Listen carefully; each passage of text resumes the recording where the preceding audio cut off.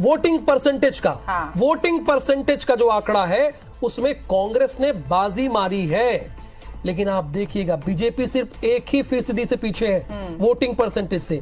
तो रवि जी, हम आपसे ये समझना चाहेंगे, चूंकि आप तो लगातार इस बार देख भी रहे हैं और तमाम चुनाव को आपने कवर किया है, राष्ट्रीय चुनाव को कवर किया है, रीजनल चुनाव को कवर किया है, और ये जो अगर 1% जो बढ़ रहा है इनका वोट, उससे कितना फर्क हो सकता है? क्योंकि इसमें 5 सीटें हो गई और बीजेपी में 10 का फासला दिया गया है।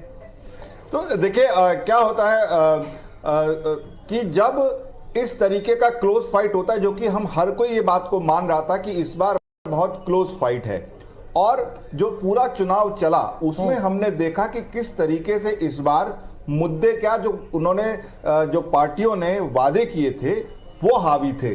किसी तरह की लहर नहीं थी, किसी तरीके का कोई एक बड़ा मुद्दा ऐसा नहीं था कि जो हावी हो।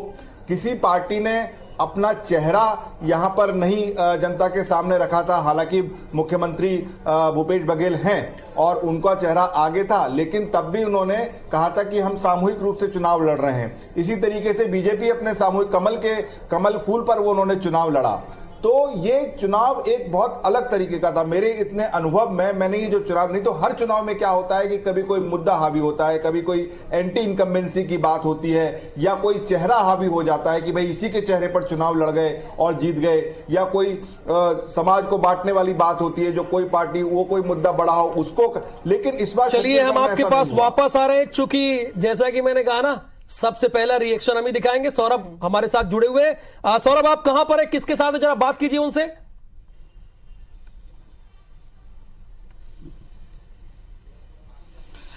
बिल्कुल, देखिए राहुल, मैं अभी राजीव भवन में हूं और जहां पर कांग्रेस के तमाम नेता बैठे हुए हैं और पूरी तरीके से सबकी नजरें जो है केवल IBC 24 पर जो भी हम लोग एग्जिट पोल दिखा रहे हैं उसी पर है। और जैसे सबसे पहले हमने दिखाया कि जो एक्सिस माई इंडिया ने जो है 36-46 और 40-50 का जो आंकड़ा दे रहे हैं, मैं सबसे पहले एक पुराना आंकड़ा ही दे दूं। जो सबसे ज्यादा एक्सिस इंडिया ने जो है पिछली बार जो दिया था उसमें बीजेपी को 26 दिया था, और सबसे हाईएस्ट जो है 60 सीटें जो है कांग्रेस को मिली थी पिछली बार 2018 की मैं बात बता रहा हूं, और इसमें अदर जो है 4 है। तो कहीं ना कहीं एक्सिस माई इंडिया का जो सर्वे है, मैं कह सकता हूं कि 7 सर्वे हैं, उनमें से सबसे ज्यादा अगर कांग्रेस को 68 सीटें मिली थी तो 60 सीटें जो है एक्सिस माई इंडिया ने दी थी, जो आज तक का जो अभी हम दिखा रहे हैं। और इस वक्त मेरे साथ देख सकते हैं आपके सुशील आनंद शुक्ला जी हैं, अजय साहू जी हैं और महेंद्र छाबड़ा जी हैं। सुशील आनंद शुक्ला जी, आप लोग 75+ का नारा दे रहे हैं, लेकिन अभी एग्जिट पोल के शुरुआती रुझान में देखें तो वो काफी करीब है, मतलब सरकार बनने नहीं बनने की भी स्थिति में है। देखिए सौरभ जी, यदि आप सही ढंग से विश्लेषण करेंगे तो छत्तीसगढ़ का जमीनी हकीकत है, निश्चित तौर पे एग्जिट पोल से भी बेहतर परिणाम छत्तीसगढ़ में कांग्रेस के पक्ष में आएंगे।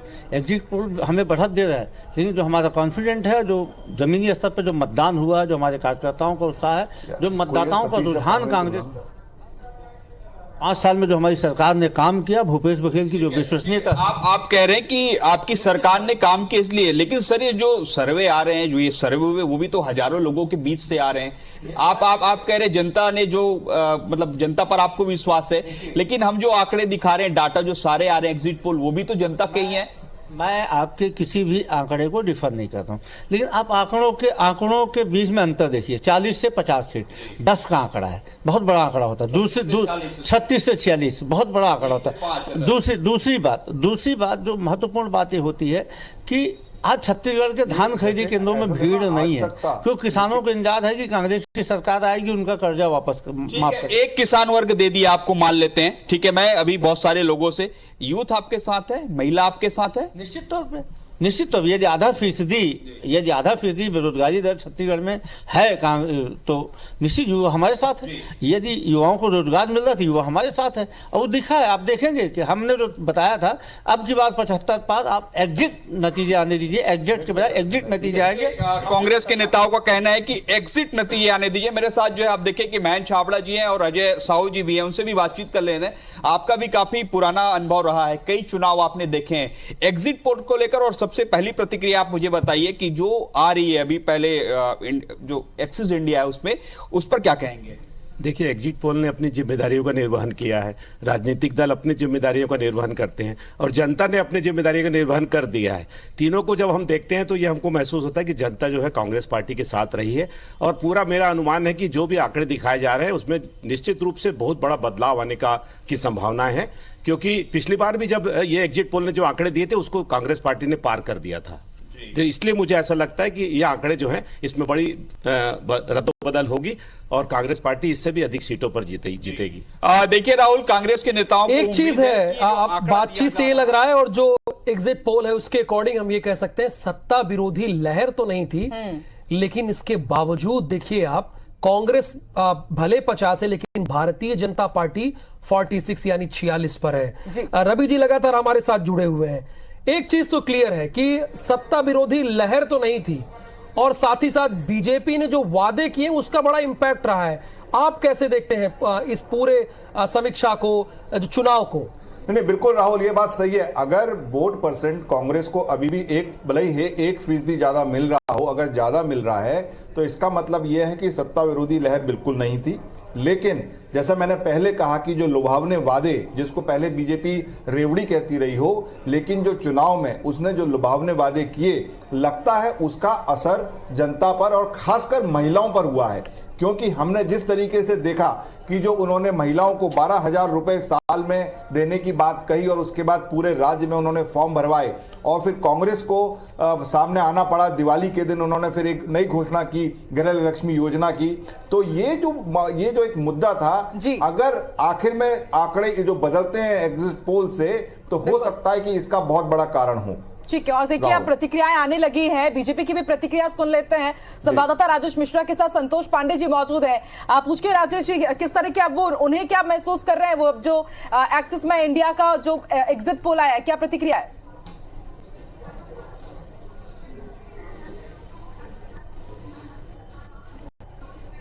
देखिए, जो एग्जिट पोल आया है, अभी एकात्म परिसर में बैठे हैं भाजपा के कार्यालय में, शहर का जो कार्यालय है, और एग्जिट पोल आने के बाद थोड़ी सी निराशा भारतीय जनता पार्टी के लोगों में नजर आ रही है। मगर साथ ही साथ ये भी वो दावा कर रहे हैं कि जो एग्जिट पोल है ये एग्जैक्ट नहीं होते, इससे आंकड़े जो है बढ़े नजर आएंगे। छत्तीसगढ़ में हमारे साथ संतोष पांडे जी यहाँ मौजूद हैं, बस्तर के वो प्रभारी भी रहे हैं, सांसद हैं, यहाँ पर काफी वरिष्ठ नेता हैं। इनका भी पूरे प्रदेश में इन्होंने आकलन किया है। 36 से 46 सीट यहाँ पे दिखाई जा रही है छत्तीसगढ़ में। आप 52 तक के 55 तक की बात कर रहे थे, कहाँ गड़बड़ हो दिखता दिख रहा है? कहीं गड़बड़ नहीं है।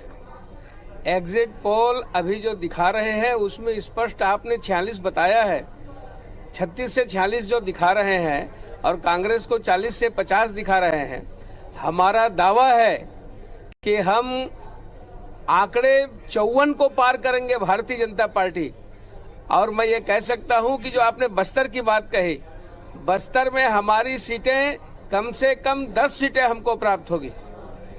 ये जो आंकड़ा, जैसे आप लोग बोल रहे थे कि 50 से 52 सीट तो कम से कम लाएंगे ही लाएंगे, ये आंकड़ा 46 में क्यों रुकता दिखाई दे रहा है? क्या वजह है? और इस पूरे चुनाव की अगर बात करें तो कौन से मुद्दे इसमें छाए रहे और कौन से ज्यादा क्लिक किया?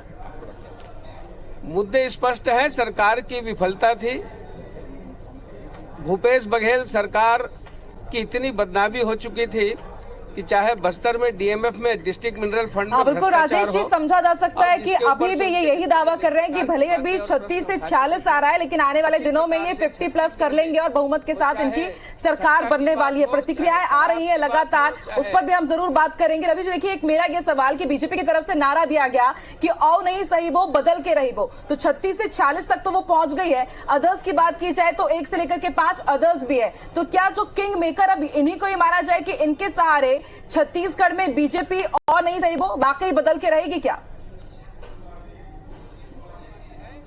आप बस देखते जाइए, कई एग्जिट पोल फेल हुए हैं, ये फाइनल नहीं है। रवि जी,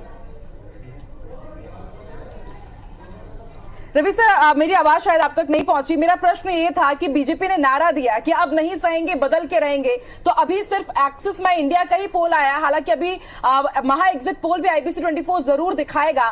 तो 36 से 46 तक का आंकड़ा तो यहाँ पर अभी दिख रहा है बीजेपी का, लेकिन 1 से 5 सीट जो अदर्स के पास है, तो क्या यहीं से खेल करके बीजेपी वाकई इस बार बदलाव ला पाएगी छत्तीसगढ़ में, लगता है आपको? क्योंकि इन सब में बीजेपी माहिर जरूर है और ऑपरेशन लोटस की सुगबुगाहट बीते दिनों हमने सुनी भी छत्तीसगढ़ में। नहीं, देखिए, जो अदर्स का यहाँ पर बहुत ज्यादा गुंजाइश है नहीं। 2 से 3 सीटों का ही अभी तक का जो अनुमान हम लोग ने भी लगाया है मिलजुल के, तो वो 2 से 3 सीट से ज्यादा है नहीं। लेकिन जो रेंज है वो 10 का रेंज है। तो अभी मतलब ये अभी भी यही बात है कि इस एग्जिट पोल से कोई हल निकला नहीं है। मुकाबला टाइट है, वही इसमें भी निकल के आया है। अभी भी ऊंट किसी भी करवट बैठ सकता है, तो इससे बहुत ज्यादा निष्कर्ष निकालें ये उचित नहीं होगा। ठीक है। और देखिए अब इंडिया टीवी सीएनएक्स का भी आ गया है, 30 से 40 वो बीजेपी को दे रहे हैं, कांग्रेस को 40 से 46, एक के बाद एक जो एग्जिट पोल है वो आने लगे हैं। लेकिन आईबीसी 24 आपको महा एग्जिट पोल में दिखाएगा। हर एक एग्जिट पोल का निचोड़ हम आपको महाविस्फोटक अंदाज में दिखाएंगे। एडिटर इन चीफ हमारे साथ जुड़े हुए हैं और हर एक एग्जिट पोल की समीक्षा वो कर रहे हैं और एक के बाद एक प्रतिक्रियाएं भी आ रही है और रिपोर्टर्स भी हम तक हर एक जानकारी जितेंद्र पहुंचा रहे खवाइत हैं। इंतजार कर रहे हैं, चूंकि छत्तीसगढ़ का आया है और सबसे देर से वो खड़े हैं, उनका संभाग भी सबसे बड़ा है भाई। तो बात तो उनसे करनी चाहिए ना। जितेंद्र खवाइत ने सबसे ज्यादा मेहनत की है अगर देखा जाए बिलासपुर संभाग की। तो जितेंद्र, जो आंकड़े आ रहे हैं अभी एग्जिट पोल में, उसमें बहुत थोड़ी सी बढ़त कांग्रेस की है, बहुत ज्यादा नहीं है। 1% का अगर वोटिंग परसेंटेज में देखिए तो।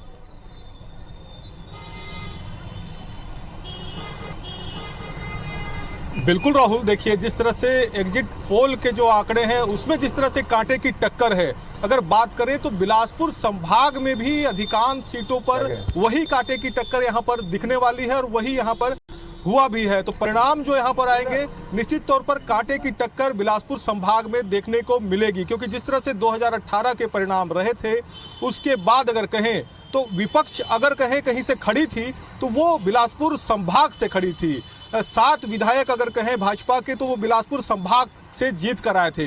मतलब विपक्ष के तौर पर भाजपा के लिए बिलासपुर संभाग महत्वपूर्ण तब भी था और अब भी है, क्योंकि अब ये भाजपा चाहती थी कि इस संभाग से ज्यादा सीट जीते और लीड करके यहां से बढ़त बनाए, क्योंकि सरगुजा और बस्तर संभाग में जिस तरह से भाजपा को नुकसान हुआ था, कहीं ना कहीं बिलासपुर संभाग ने लाज बचाने में भाजपा की बड़ी भूमिका निभाई थी। ऐसे में भाजपा को बिलासपुर संभाग से बड़ी उम्मीद है, क्योंकि यहाँ पर कई बड़े जो दिग्गज नेता हैं उनकी प्रतिष्ठा यहाँ पर दांव पर लगी है। चाहे वो हम बात कर लें यहाँ भाजपा के प्रदेश अध्यक्ष अरुण साह हो, नेता प्रतिपक्ष नारायण चंदेल हो, पूर्व मंत्री ननकीराम तंवर हो, पूर्व मंत्री अमर अग्रवाल हो, पूर्व मंत्री कृष्णमूर्ति बांधी हो, ओपी चौधरी जो कि एक बड़ा नाम, एक नया चेहरा यहाँ पर इस चुनाव में जो देखने को मिला है। तो कई ऐसे दिग्गज है भाजपा के जिनकी प्रतिष्ठा इस बार यहाँ पर चुनाव में दांव पे लगी है। अगर बात कांग्रेस की करें तो कांग्रेस चूंकि पिछले चुनाव में यहाँ पर 13 सीट जीतकर आई थी, ऐसे में कांग्रेस की भी कोशिश है कि इस बार इन सीटों को और बढ़ाया जाए, बढ़त के साथ बिलासपुर संभाग में जीत दर्ज की जाए। तो कांग्रेस की भी अपनी पूरी कोशिश रही है। और लेकिन जिस तरह से यहाँ पर लगातार समीकरण बदले हैं, जिस तरह से घोषणा पत्र नहीं आया था, तब तक ये माना जा रहा था बिलासपुर संभाग की कांग्रेस यहाँ पर बढ़त पर है। लेकिन जिस तरह से घोषणा पत्र आया, जब मतदाताओं ने यहाँ पर सोचना शुरू किया, उसके बाद अगर कहें तो कहीं ना कहीं यहाँ पर फाइट में भाजपा खड़ी हुई नजर जरूर आ रही है और भाजपा ने भी अपना पूरा जोर लगाया है, चाहे प्रधानमंत्री नरेंद्र मोदी के चेहरे के तौर पर हो, अमित शाह के चेहरे के तौर पर हो, या फिर केंद्रीय तमाम नेताओं। ठीक कह रहे हैं आप जितेंद्र, आपने जो बात की है कमोबेश यही बात हम अक्सर न्यूज रूम में भी चर्चा में करते हैं और हमारे साथ जो डिबेट में मेहमान जुड़ते हैं उस पर भी करते हैं। लेकिन अब जब आप इसका और विश्लेषण करेंगे आंतरिक तौर पर, तब आपको और जानकारी मिलेगी कि दरअसल डैमेज किस इलाके में हो सकता है, क्योंकि ये सकता है हमको इसलिए और 2 दिन लगाना पड़ेगा। ये एग्जिट नहीं है बल्कि एग्जिट है।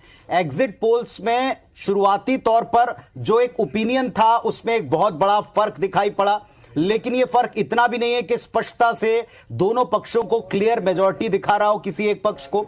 दोनों पक्षों के पास जो आंकड़े हैं उन आंकड़ों से वे फिलहाल आगे बढ़ने का दावा कर रहे हैं। आप इसी बात से समझ सकते हैं कि इन आंकड़ों से संतोष दोनों में से किसी भी पक्ष को फिलहाल हो नहीं पा रहा। और अभी जैसा देखिए पुनीत, हम लगातार छत्तीसगढ़ के आंकड़ों की बात कर रहे थे, अब मध्य प्रदेश का एग्जिट पोल का आंकड़ा भी हमारे सामने आ गया है। रिपब्लिक मोटराइन की तरफ से जो एग्जिट पोल किया गया, सर्वे किया गया, उसमें बीजेपी की सरकार बनने की स्थिति नजर आ रही है। मध्य प्रदेश में 118 से 130 सीटें बीजेपी के पास जाती दिख रही है रिपब्लिक और मोटराइन के इस एग्जिट पोल में, और कांग्रेस पार्टी यहां पर 97 से 107 सीटों के बीच में रह सकती है। अगर यही नतीजों में तब्दील होता है तो रिपब्लिक और मोटराइन के इस सर्वे के मुताबिक तो कुल लीजिए, मिलाकर छत्तीसगढ़ के बाद में मध्य प्रदेश का एग्जिट पोल 230 सीटों का, रिपब्लिक, मोट्राइन का, बीजेपी, कांग्रेस और अदर्स के आंकड़े देखें, वहां भी स्थिति देखें। भारतीय जनता पार्टी 118 से 130 सीटें, जबकि कांग्रेस पार्टी 97 से 107 और अदर्स के खाते में मैक्सिमम 2 सीट्स जा सकती हैं। ये रिपब्लिक मोट्राइन का सर्वे है। तो यहां भारतीय जनता पार्टी को बढ़त दिखाई जा रही है और कांग्रेस पार्टी 97 से 107 सीटों के बीच। और दोनों आप सर्वे में देखें या दोनों स्टेट में आप देखें, कयास इस तरह के पहले से लगाए जाते रहे। हमारे साथ में editor in chief IBC 24 Ravikant Mittal ji बने हुए। रवि जी, मध्य प्रदेश का भी एग्जिट पोल आया है, एक पोल आया, बताइए आप क्या लग रहा आपको, ये नतीजों के करीब हो सकता है? देखो पुनीत, ये एग्जिट पोल है और अभी मतलब मैं किसी और भी चैनल पे देखा, अभी हम दिखाएंगे भी शायद जी जी, अलग अलग बहुत हैं। जो मेरी जब बात हो रही थी, जो दिल्ली में जो लोग हैं जो सर्वे भी कर रहे हैं, उन लोग के भी जब फोन से बात हो रही थी, तो इनका ये मानना था कि मध्य प्रदेश भी बहुत ही क्लोज टाइट फाइट है। वहां पर भी आजकल जो नया ट्रेंड है उसमें वोटिंग परसेंट तो बढ़ रहा है, वोट जनता देने ज्यादा आती है, लेकिन बोलना उसने बंद कर दिया है, बताती नहीं है कि उसने किसको वोट दिया है। लेकिन अगर हम इन नतीजों की तरफ जाएं तो ये एक बार फिर सिद्ध होता है कि जो शिवराज सिंह की जो महिलाओं के लिए जो लाडली बहन योजना थी, लाडली बहना योजना, उसका असर हुआ है। क्योंकि जब मैं मध्य प्रदेश में मैं भी घूम रहा था तो ऐसा लगा था कि कई पॉकेट्स में इस योजना का काफी असर है। एक और जो आप रवि सर जो आप बता रहे थे, जन की बात का भी मध्य प्रदेश के संदर्भ में एग्जिट पोल आ गया। एक बार फुल स्क्रीन आप दर्शकों को दिखा रहे हैं, ये देखें आप, जन की बात, मध्य प्रदेश का एग्जिट पोल 230 सीटों का। जन की बात के सर्वे के मुताबिक भारतीय जनता पार्टी 100 से 123 यानी मेजॉरिटी का 116 का आंकड़ा पार करते हुए। दूसरा, कांग्रेस पार्टी की स्थिति देखें, उसमें 102 से 125 यानी यहां भी मामला एकदम क्लोज फाइट का फंसा हुआ और अदर्स 5 दिखा रहे हैं। तो ये 2 एग्जिट पोल अभी मध्य प्रदेश के संदर्भ में आ चुके हैं। लेकिन पुनीत, इतना बड़ा रेंज है कि आप 20 सीटों का रेंज कभी मतलब आप उसी समय देते हैं कि जब आप श्योर नहीं है, श्योर नहीं कि क्या है। भाई +-5 तो समझ में आता है, आप +-10 कर लीजिए, वो भी समझ में आता है। लेकिन अगर आप 20-20 का रेंज दे रहे हैं, मतलब कि आपके पास कोई रिजल्ट, अब इतने में तो कहीं भी किसी का आ सकता है। तो ये जो इस तरीके की रेंज आती हैं, ये थोड़ी नई प्रैक्टिसेस हैं, पहले ऐसा नहीं होता था। हम इतने समय से एग्जिट पोल करते चले आ रहे हैं। इनफैक्ट इस देश का सबसे बड़ा एग्जिट पोल दूरदर्शन पर किसी 97 में हमने पहली बार किया था। तो उस समय तो केवल -3 +3 तक का रेंज होता था, मतलब, और उस समय नई विद्या थी। तो लेकिन इस तरह की रेंज है, तो मैं जो आपको बात बता रहा था कि वोटर साइलेंट है, वो बोल नहीं रहा है, और यही इन एजेंसियों के लिए परेशानी का सबब है जो कि इतनी रेंज में ये दे रहे हैं। हालांकि बीजेपी को पॉजिटिव ये लोग दो पोल तो दिखा रहे हैं, ये समझ में आ रहा है। पिछली बार भी रवि सर जो आप बोल रहे हैं, पिछली बार आप एग्जैक्ट रिजल्ट देखिएगा 2018 के, वहां बिल्कुल ठीक आपने कहा, केवल 5 सीटों का फर्क था। वोटिंग परसेंटेज के फर्क के बावजूद अगर हम सीट वाइज देखते तो केवल 5 सीटों का फर्क था बीजेपी कांग्रेस में। यहां 20-20 की कैपिंग आप लगा रहे हैं, बीच का 20 सीटों का, और 20 सीटों में बहुत सारी चीजें उलट पलट सकती है। किसी भी पक्ष में एक बड़ा आंकड़ा दे सकती है, दूसरे पक्ष को बड़ा नुकसान पहुंचा सकती है। कुल मिलाकर अभी एग्जिट पोल हमारे पास में और एक आता जा रहा है मध्य प्रदेश का। हितेश, अभी हम 2 एग्जिट पोल इंडिया टीवी का भी रिजल्ट आया, वो भी एक बार हम चाहेंगे कि फुल स्क्रीन हम दिखा सकें दर्शकों। इंडिया टीवी का जो है उसमें बीजेपी 103 से 116, यहां पर भी करीब 10 से 12 का जो कैप जिसका हम जिक्र कर रहे हैं वो है। और कांग्रेस पार्टी यहां पर थोड़ा सा एज में नजर आ रही है, 111 से 121 के बीच। तो कुल मिलाकर अब तक जो 3 सर्वे मध्य प्रदेश के अपने सामने रखे हैं, उसमें रिपब्लिक एक तरफा बीजेपी की सरकार बनाने की बात कहता नजर आ रहा है, और बाकी जो 2 सर्वे हैं उसमें कांग्रेस पार्टी थोड़ी सी एज में है, लेकिन मुकाबला बहुत कांटे का यहां पर है, क्योंकि 116 जो हासिल करेगा वो मध्य प्रदेश की सत्ता पर बैठेगा। और ऐसी स्थिति में ये जो अभी दोनों ही जगह के सर्वे हम दिखा रहे हैं, यहां पर बहुत नेक टू नेक स्थितियां देखने को। और अगर बाकी दोनों सर्वे को आप देखें तो मेजॉरिटी तक पहुंचते हुए दोनों के हाई रेंज दिखा रहे हैं। इंडिया टीवी सीएनएक्स का आप सर्वे देखें, 103 से 116 बीजेपी यानी 116 का आंकड़ा पार, मेजॉरिटी ये भी प्राप्त कर सकते हैं इस सर्वे के मुताबिक। दूसरा कांग्रेस पार्टी देखें, 111 से 121, यहां भी मेजॉरिटी का आंकड़ा पार करते हुए दिखा रहे हैं। तो क्या रिजल्ट निकला, क्या आखिरकार जनता सोच रही है? बिल्कुल ठीक ऐसा लग रहा है जो मित्तल साहब कह रहे हैं, रवि जी कह रहे हैं कि अब की बार जनता पूरी तरह से खामोश